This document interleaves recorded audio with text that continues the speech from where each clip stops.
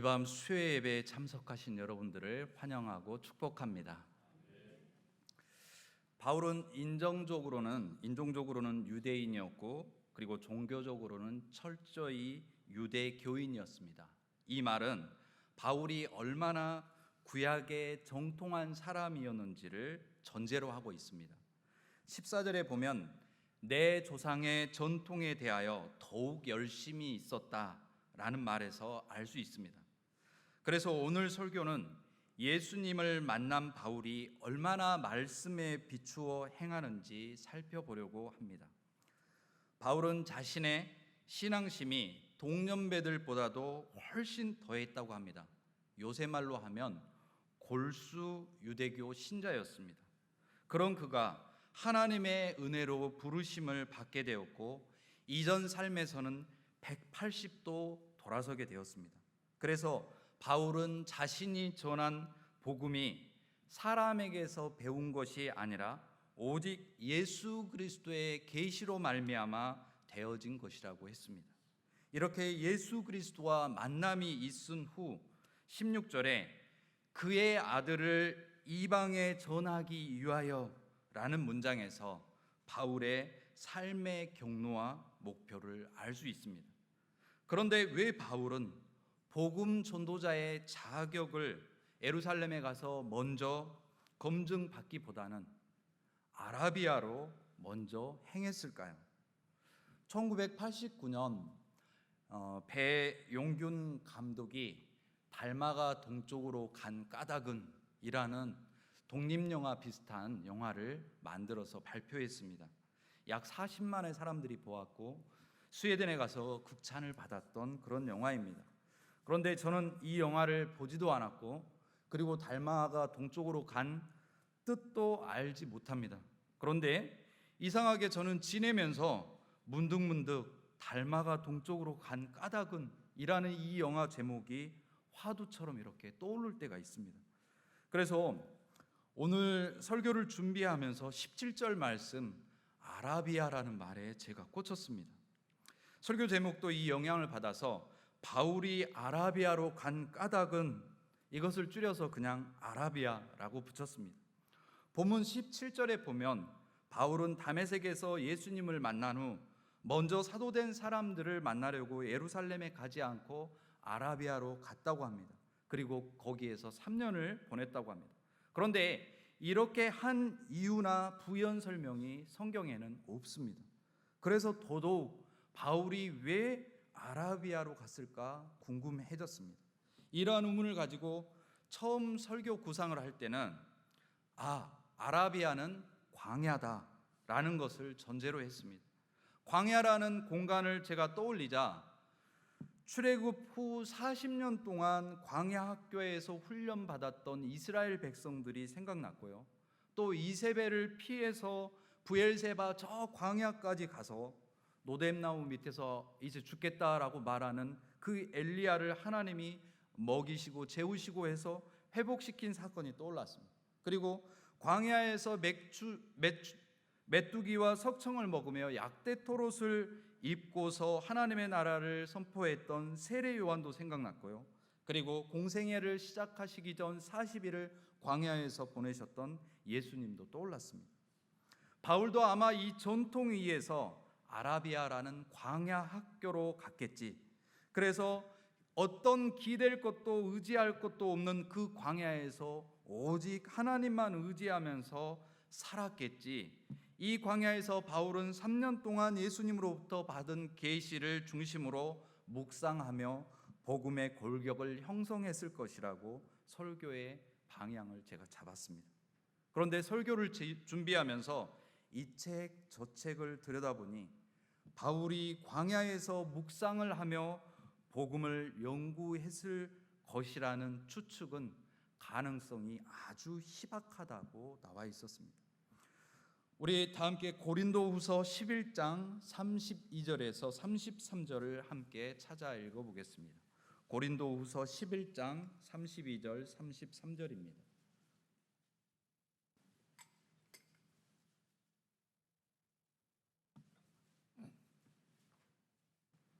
고린도후서 11장 32절에서 33절 말씀입니다. 함께 읽겠습니다. 다메섹에서 아레다 왕의 고관이 나를 잡으려고 다메섹 성을 지켰으나 나는 광주리를 타고 들창문으로 성벽을 내려가 그 손에서 벗어났노라. 아멘. 이 말씀은 바울의 아라비아 행을 연구하는 실마리가 되었습니다. 바울은 아라비아의 광야 학교에 복음의 체계를 세우러 간 것이 아니라 이방 선교를 위해 갔다고 학자들은 말합니다. 따라서 다메섹은 아라비아 선교를 위한 전진 기지 역할을 했고요. 이곳에서 바울은 정치, 종교적인 이유로 고난을 당할 뻔하였습니다. 주 20년 말경에 갈릴리 그리고 베레아의 분봉왕 헤롯 안티파스는 하스몬 왕가의 공주인 헤로디아와 결혼하기 위해서 이전 부인과 이혼하게 됩니다. 그런데 그의 아내는 나바테아 왕국의 아레다 4세의 딸이었습니다. 이 아레다 4세는 딸의 이혼 소식을 듣고서 모멸감으로 인해 언젠가는 복수를 해야 되겠다라는 생각을 가지고 때를 기다렸습니다. 그러다 마침내 36년 안티파스와 전쟁을 시작하여서 아레다는 승리하게 됩니다. 바울의 나바테아인들 선교 시기는 바로 이때였습니다. 그러므로 아레다가 37년에서 39년 사이에 다메섹을 함락시켰을 때 바울의 아라비아 선교 기지가 그의 통제 아래 있었고요. 이곳에서 바울의 목숨은 위태롭게 되었습니다. 그런데 이 사건을 누가는 사도행전에서 동일한 사건을 전하는데 종교적인 사건으로 해석하고 있습니다. 사도행전 9장 23절에서 25절 말씀인데 제가 읽겠습니다. 여러 날이 지나매 유대인들이 사울 죽이기를 공모하더니 그 계교가 사울에게 알려지니라. 그들이 그를 죽이려고 밤낮으로 성문까지 지키거늘 그의 제자들이 밤에 사울을 광주리에 담아 성벽에서 달아내리니라. 23절 여러 날이 지나매라는 표현은 어느 정도 시간이 흘렀는지를 모릅니다. 성경은 3년이라고 하는데 바울이 이 다메섹을 전진 기지로 해서 아라비아와 왔다 갔다 왕래를 하면서 선교를 하지 않았나 싶습니다. 단 유대교를 지나치게 신봉했던 바울의 태도가 급변하여 아라비아 이방인들에게 예수가 그리스도시요 하나님의 아들이라고 선교하는데 유대인들로서는 그냥 두고 볼 수가 없었습니다. 그래서 유대인들은 바울을 죽이려고 하였고 이 일로 바울은 아라비아 선교를 멈추게 되었습니다. 바울은 왜 아라비아를 첫 선교지로 택했을까요? 사도행전 1장 8절 우리가 잘 아는 말씀이죠. 오직 성령이 너희에게 임하시면 너희가 권능을 받아 예루살렘과 온 유대와 사마리아와 땅끝까지 이르러 내 증인이 되게 하려 하느니라. 바울은 예수님의 지상 명령을 따라서 복음의 전파 순서는 유대인 그리고 유대인도 아니고 이방인도 아닌 이 중간 계급인 사마리아인들 그리고 마지막으로 이방인 순으로 이렇게 나아가고 있었습니다. 바울이 다메섹 경험을 한 시점에서 사마리아에는 이미 복음이 전파되어 있었습니다. 사도행전 8장에 보면 스데반이 순교할 당시 예루살렘에는 큰 박해가 있어서 사도들을 제외한 믿는 사람들은 유대와 사마리아에 흩어져서 복음을 전하였다고 기록하고 있습니다. 그래서 바울은 다메섹에서 유대인들에게 제일 먼저 복음을 전하고 그리고 두 번째로 유대인도 아니고 동시에 이방인도 아닌 사마리아인들과 같은 종류의 인종적 그룹인 이스마엘의 후손들을 찾아가서 복음을 전하고 그 길리기아 다소로 가서 이제 본격적으로 이방인 선교를 시작하였습니다. 신약 성경의 아라비아는 로마의 행정구역으로서 나바테와 왕국이 있던 곳입니다. 오늘날 시나이 반도 북동쪽 일대에 해당됩니다. 수도는 페트라입니다. 페트라라는 옛 이름은 셀라인데요. 셀라는 바위라는 뜻을 가지고 있습니다. 요세푸스의 유대 고대사는 이스마엘의 12아들들이 유프라테스 강에서 홍해에 이르는 온 지역을 장악하고 그곳을 나바테아로 불렀다고 전합니다. 나바테아는 이스마엘의 큰 아들인 느바옅, 그리고 다르게 읽으면 나바옅의 이름에서 유래됐다고 합니다. 또 바울은 이사야서 42장 11절의 예언을 따라서 아라비아로 내려갔습니다. 이사야서 42장 11절을 제가 읽겠습니다. 광야와 거기에 있는 성읍들과 게달 사람이 사는 마을들은 소리를 높이라. 셀라의 주민들은 노래하며 산꼭대기에서 즐거이 부르라. 여기에서 게달은 이스마엘의 둘째이고요, 셀라는 페트라의 고대 이름이라고 말씀드렸습니다. 그리고 같은 내용이 이사야서 60장 7절에 다시 나오는데 거기에서는 게달이라는 지명이 다시 등장하는데 셀라는 빠지고 느바옅이 나옵니다. 이 느바옅은 이스마엘의 장자입니다.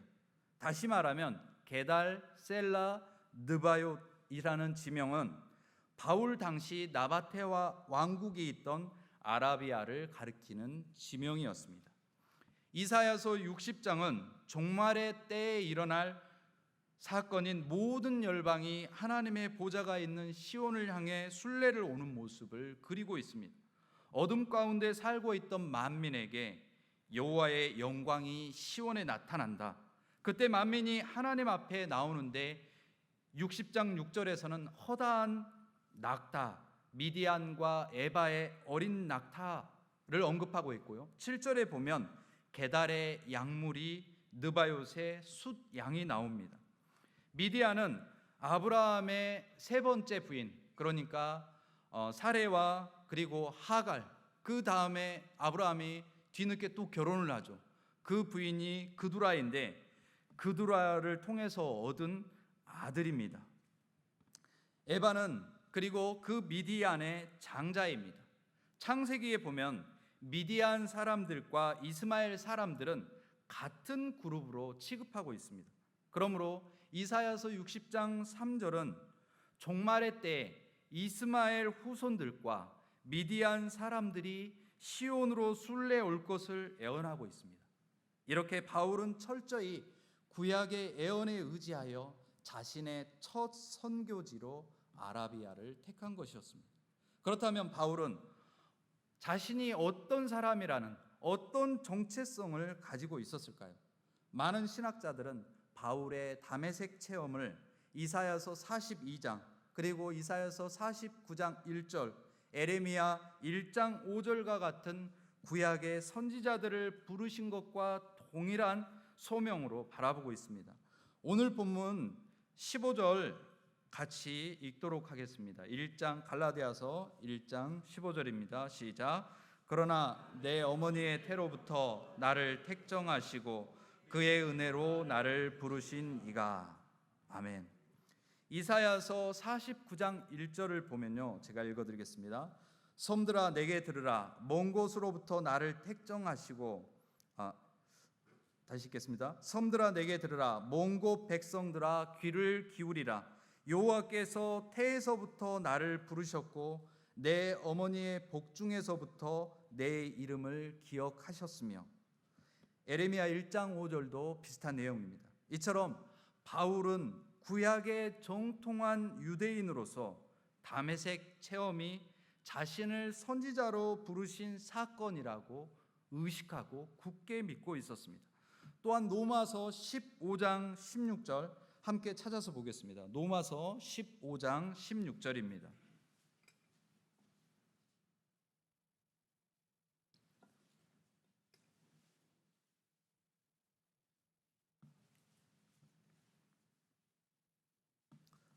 로마서 15장 16절 말씀입니다.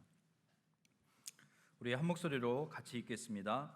이 은혜는 곧 나로 이방인을 위하여 그리스도 예수의 일꾼이 되어 하나님의 복음의 제사장 직분을 하게 하사 이방인을 제물로 드리는 것이 성령 안에서 거룩하게 되어 받으실 만하게 하려 하심이라. 아멘. 말씀을 보면 바울은 자신을 이방인을 위하여 그리스도 예수의 일꾼된 사람이라고 말하고 있습니다. 이는 자신을 이방인을 위한 그리스도 예수의 제사장으로 생각하고 있는 그의 자의식이 드러난 것으로 볼 수 있겠습니다. 마지막으로 바울은 그렇다면 무슨 일을 이곳에서 하였을까요? 이사야서 66장 1절을 제가 읽어드리겠습니다. 여호와께서 이와 같이 말씀하시되 하늘은 나의 보좌요 땅은 나의 발판이니 너희가 나를 위하여 무슨 집을 지으랴 내가 안식할 초소가 어디랴. 너희가 나를 위하여 무슨 집을 지으랴 라는 말씀에 바울은 자신을 하나님의 새 성전을 짓는 사람으로 여겼습니다. 다메섹 이전에는 교회를 파괴하기 위해서 진력했던 바울이 다메섹에서 그리스도의 계시를 받은 뒤 이제는 더 이상 그리스도를 육체를 따라 알지 아니하고 교회를 짓는 사람으로 변하였습니다. 바울은 그리스도의 죽음과 부활을 새 언약의 사건으로 그리고 교회를 하나님의 새 성전으로 이해하고 있음을 알 수 있습니다. 이제 말씀을 정리하겠습니다.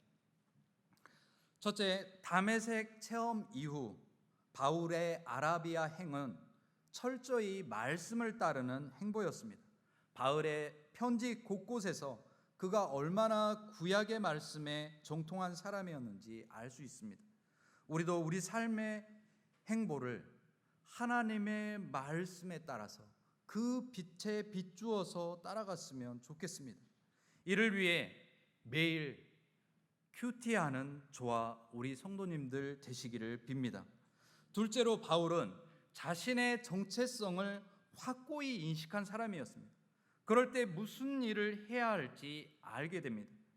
바울을 비롯하여 예수님을 만난 사람들은 선지자요 제사장이 됩니다. 그리스도인이라고 하는 우리는 어떤 정체성을 갖고 있는지 다시금 생각해 봤으면 좋겠습니다. 세 번째로 바울은 자신을 새 성전을 짓는 사람으로 보았습니다. 날마다 내 안에 새 성전을 짓기 위해 힘쓰며 우리 가정, 우리 교회, 직장, 일터가 새 성전으로 세워져 나가도록 힘쓰고 애쓰시는 여러분 되시기를 축원합니다. 추수의 계절 가을입니다. 하나님의 일꾼으로 날마다 새 성전을 짓기 위해 힘썼던 바울처럼 이제 묵묵히 우리 교회가 새 성전으로 세워져 나갈 수 있도록 힘쓰는 우리 되기를 소망합니다. 다 함께 기도하겠습니다.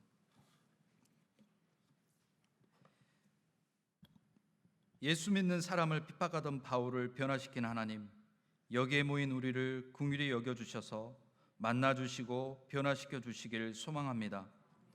오곡백과가 무르익는 가을을 허락하셔서 저희로 하여금 인생의 때와 열매들을 바라보게 하시니 감사합니다.